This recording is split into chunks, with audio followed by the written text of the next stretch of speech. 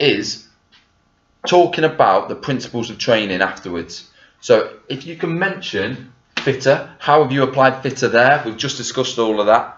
How have you applied variance? I've just given you a little nudge on that. How have you applied specificity? Now, specificity, I would talk about muscle groups. So I'm using the muscle groups that is necessary for my for my client, and the muscle groups that are going to show progress in their whatever their specific goals are for their sport. And technique. We've spoken a number of times about doing some agility drills and then a basketball player taking a shot, or a football player then taking a shot, or whatever it may be, or doing some keepy-ups. What's your technique like when you're tired?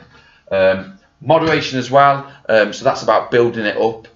And reversibility and regression, that's a more tricky one. Though we did talk about the fact that if your client had an injury, like a persistent hamstring injury, are you building up the muscles around that to prevent a future hamstring tear? Or ankle one was quite a common one we spoke about. Have you built in some something to prevent reversibility and regression happening in the first place, because you've taken into account that ankle injury? Harry Kane, again, another example. Has he built in ankle work into his workout, or has he fixed his injury, stopped about it, forgot it, and now he's out for the season? So that might be the type of thing that you could talk about in there. If you're struggling with any of these terms, there's videos on these in the ULO one, so you need to go back to that.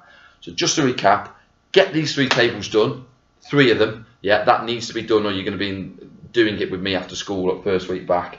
And ideally, you've had a little look at this. Now, if you've done that as well, then you could have a think about your reflection, which we've also spoke about, and we'll look at after Easter as well. Okay.